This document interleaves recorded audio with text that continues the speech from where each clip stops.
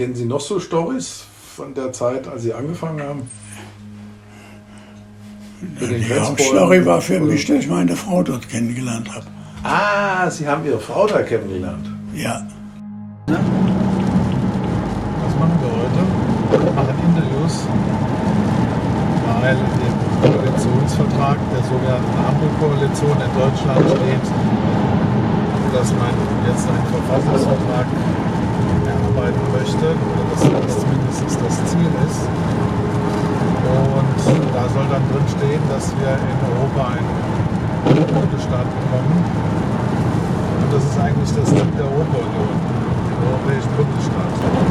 Dafür gibt es die Europa-Union übrigens in diesem Jahr seit 75 Jahren. Und jetzt steht das plötzlich in so einer Koalitionsvereinbarung. Jetzt muss man mal schauen, dass die auch daran arbeiten und dass das Wirklichkeit wird. Wo müssen wir hin? Nach Bensheim, nach Langen, nach Frankfurt.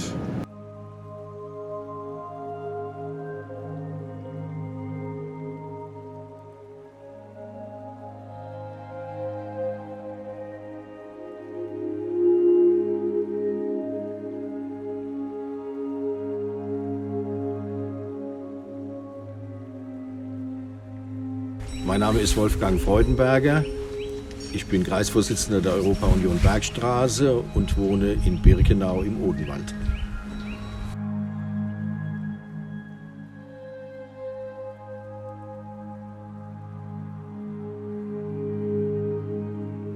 Ja, ich bin 1975 in die Europa-Union eingetreten. Ich habe damals schon ein großes Interesse für den europäischen Einigungsprozess gehabt und habe auch Politikwissenschaften studiert und eine Arbeit geschrieben über die ersten Direktwahlen des Europäischen Parlaments 1979. Ja klar, also da guckt man ja als erstes in das Kapitel, das die Überschrift trägt Europa. Also ich war sehr angenehm überrascht, muss ich sagen. Ich hätte das in dieser Form, wie wir es als Europa-Union schon seit 1947 fordern, nicht gedacht, dass es so im Koalitionsvertrag drinsteht. Was sagen Sie zu den jungen Leuten? Zu den jungen Leuten sage ich mitmachen. Jetzt. Das Thema föderales Europa ist deswegen so wichtig, weil wir ja überall zunehmend feststellen und bemerken, dass es Konflikte innerhalb von Staaten oder Regionen gibt. Und wenn man jetzt überlegt, wie man solche Konflikte befrieden kann, dann ist das föderale Modell ein sehr geeignetes Modell dafür, weil es eben den Ausgleich sucht zwischen unterschiedlichsten Interessen, die es überall auf der Welt gibt. Ich erinnere mich an Europa, an Zeiten, dass man im Stau stand vor den Grenzen, weil ja der Pass gezeigt werden musste, weil Kontrollen waren. Man musste Geld umtauschen. Man hatte wirklich eine ganze Menge Unannehmlichkeiten und diese Unannehmlichkeiten sind weg. Einfach weg. Wunderbar. Ich setze mich ins Auto, beschließe nach Paris zu fahren, setze mich ins Auto, schließe nach was weiß ich wohin zu fahren und kann das ohne Probleme machen. Das ist der eine Teil. Die Freiheit, die ich mit Europa verbinde. Das andere auch in Sachen Sicherheit, in Sachen Gesundheit zusammenzuarbeiten, auch in Sachen Arbeitsbedingungen, dass man da sich austauscht und dass man sagt, wie sieht es bei euch aus? Oh, man könnte doch da eine ganze Menge annehmen, was die Partner, was die Freunde eben anders machen, wie man selber. Und dann, was ich für junge Leute sage, ja, einfach zu erkennen, was sie haben. Ja, dass das, was sie haben, nicht selbstverständlich ist. Ein Augenblick war es gewesen, als diese Fridays for Future und auch diese europäischen Jugendgemeinschaften angefangen haben, auf die Straße zu gehen und zu sagen, denkt doch dran, was wir haben und was wir erhalten dürfen und dass wir uns dessen bewusst sein müssen und dass dieses Bewusstsein eigentlich doch wirklich weitergetragen werden sollte.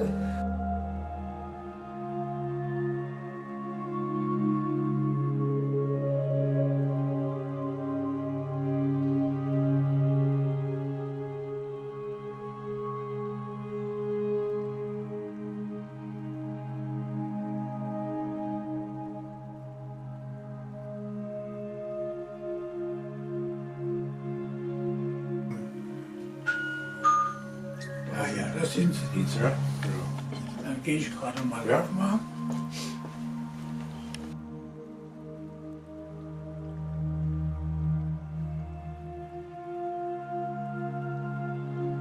Ist er eingetreten?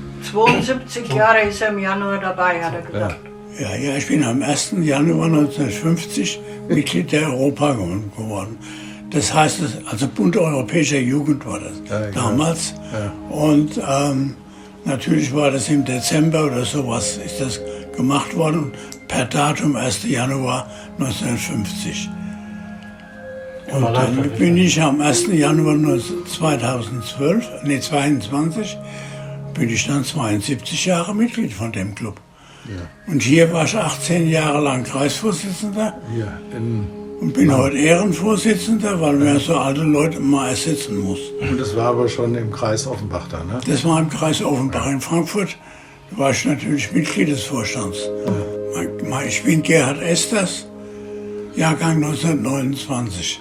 Jetzt, das heißt, das ist schon eine ganze Weile jetzt, gell? Das kann man wohl sagen. Ich bin ja auch uralt. Der Klaus Schöndepp und ich waren beide Mitglieder der Freien Jugendkooperation, die damals von den Amis gefördert wurde. Und da bin ich dann mal hingegangen und dann bin ich dort geblieben. Gut, aber was war denn der Grund? Weil das damals so Mode war, weil der Klaus Schönrube, den Sie kannten, auch dahin gegangen ist? Oder haben Sie einen politischen Naja, es war Grund? der Grund, dass man eigentlich als Deutscher keine Aussicht gesehen hat, wie das weitergehen soll. Da war eigentlich Europa eigentlich die Lösung. Ja. Ist es ja auch bis heute geblieben. Ja, Also, das könnte bei uns stehen. ja, genau. Das erzählen wir ja seit 70 Jahren. genau. 75 jetzt. Wie finden Sie das, dass das jetzt in dem Vertrag da steht? Das ist toll, also das konnte man gar nicht erwarten, Ja. dass das so ausdrücklich da drin steht. Man kann mir nicht mit gerechnet, ich auch nicht. Ja. Das ist also, es könnte von uns sein. Ja. Da war ich erstaunt, das habe ich nicht geglaubt, dass das so weit in den Kooperationsvertrag kommt. Positiv erstaunt, ne? Ja, da Ja, bin genau. ich klar positiv erstaunt. Was kann man jetzt den jungen Leuten sagen? So, Ihren so Enkeln, was kann man denen sagen? Was soll man Für denen uns sagen? war immer das Parlament das Wichtigste. Ja. Und das Parlament braucht natürlich echte Vollmachten. Die Einstimmigkeit muss weg, das gibt es überhaupt nicht. Im Rat? Ja. Und es braucht Initiativrecht, Ja. muss es haben. Es muss ja heute die Kommission fragen, wenn es was machen darf. Ja. Und das ist unmöglich. Sie sind zu den Themen up to date hier. Ja, ich mache das ja jetzt über 70 Jahre. Ja, klar. Ich habe mich gefragt, so öffentlicher Nahverkehr wie heute hat es ja nicht gegeben. Nein, Autos waren auch da ist rar. man gelaufen. Genau, also in Frankfurt geht das, haben Sie Straßenbahn genommen oder so, sind gelaufen. Die Straßenbahn, ich bin Straßenbahn gefahren, die linke Hand am Griff und der Fuß auf dem Ja, am Trittbrett draußen, ja. so ein bisschen herumgefahren. Also. Ja. Außerdem war ich schon mal Straßenbahnschaffner Ah, okay. für einen Tag, für einen Sonntag. Okay, okay. Also ich habe nämlich mal gelesen, es gibt doch in Schlüchtern, da gibt es halt diese Europaakademie, ne? Ja, ich bin ja Mitbegründer der Europäischen Akademie, die hier war. Die ist auf meine Initiative gegründet worden. Wo? Hier In Frankfurt? in oder? Frankfurt, ja. Tatsächlich. Ja, ja. Die war zum Schluss in Darmstadt beim ja, ich Regierungspräsident. Ja, Kennen Sie noch so Storys von der Zeit, als Sie angefangen haben? Mit den die Grenzbäumen? Hauptstory war für Oder- mich, dass ich meine Frau dort kennengelernt habe. Ah, Sie haben Ihre Frau da kennengelernt. Ja, In der Europa-Union. in der waren Sie, dem Europa-Union. Verein. Die kam eines Tages mit ihrer Freundin da an Ja. und naja, da sind dann 3 Kinder entstanden und 3 Enkel. Okay. Und jetzt sind Sie im Kreis Offenbach. Offenbach, ja. Ja, Vorsitzender. Stellen Sie sich doch mal kurz vor, Frau Germer. Also, mein Name ist Christel Germer. Ich lebe seit 1964 in Deutschland. Bin eine glühende Europäerin, da in Wien geboren. Seit wann, würden Sie sagen, sind Sie für Europa engagiert? Seit Ihrem Umzug nach Deutschland oder? Nein, eher erst seit 2005. Da wurde ich so richtig eingebunden und kümmere mich seither darum, den Europagedanken unter die Menschen zu bringen, weil wir festgestellt haben, dass ganz viele Bürger viel zu wenig darüber wissen. Wir haben im Kreis Offenbach ganz viele Reisen mit Schülern und Erwachsenen in die europäischen Institutionen organisiert. Wir haben sehr große Akzeptanz gefunden in Straßburg, in Brüssel und auch in Luxemburg im Europäischen Gerichtshof, im Europarat auch in Straßburg, sodass wir auf unseren Busreisen den Gästen sehr viel erklären konnten und dann auch noch durch persönlichen Anschauungsunterricht die Einrichtungen zeigen konnten und viele Gespräche mit Abgeordneten auch organisiert haben, wo die Bürger dann ihre Fragen stellen konnten. Und das war uns ganz wichtig. Wir hatten viel Spaß dabei, weil die Gäste immer wieder die Reisen nachgefragt haben, immer wieder. Auch wenn sie schon zweimal da waren, wollten sie nochmal, vielleicht zu einem anderen Abgeordneten und neue Fragen stellen.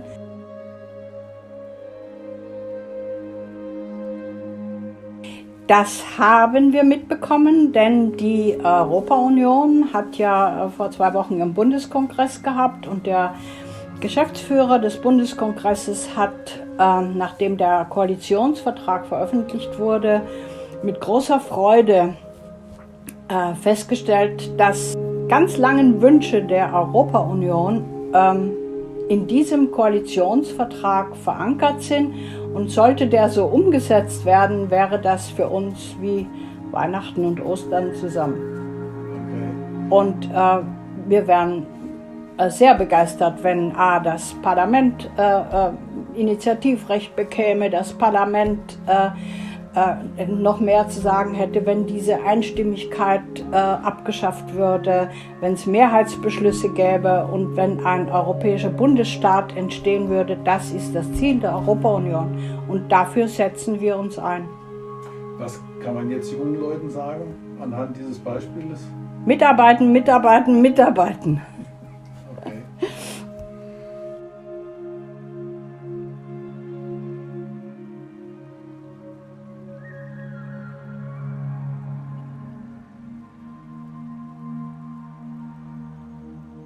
Hast du schon mitbekommen, was in der Koalitionsvereinbarung steht?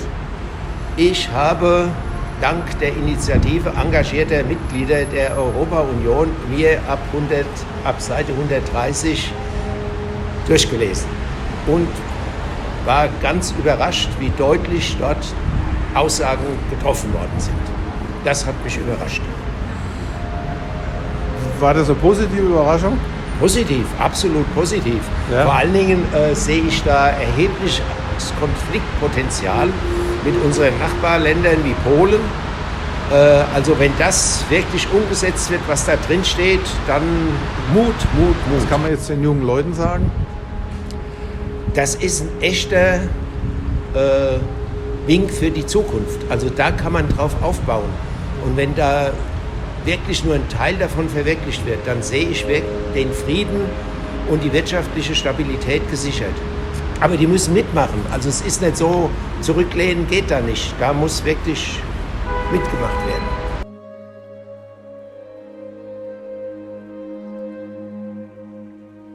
Ja, mein Name ist Hildegard Klär. Ich bin die stellvertretende Landesvorsitzende der Europa-Union hier in Hessen. Ich bin seit etwa 25 Jahren in der Europa-Union engagiert.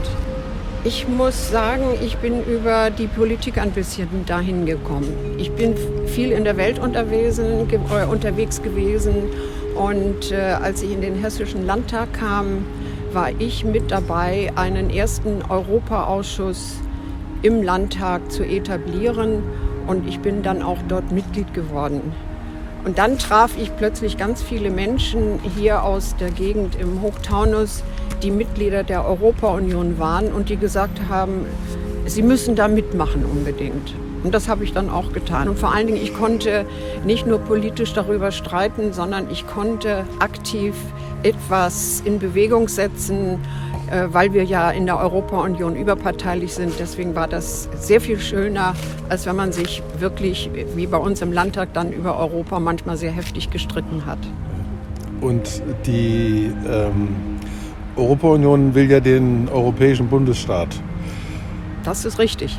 Das war tatsächlich das erste Mal und ich konnte es kaum glauben, als ich es jetzt im Koalitionspapier so wirklich deutlich ausgedrückt lesen konnte. Und es freut mich natürlich riesig. Ja.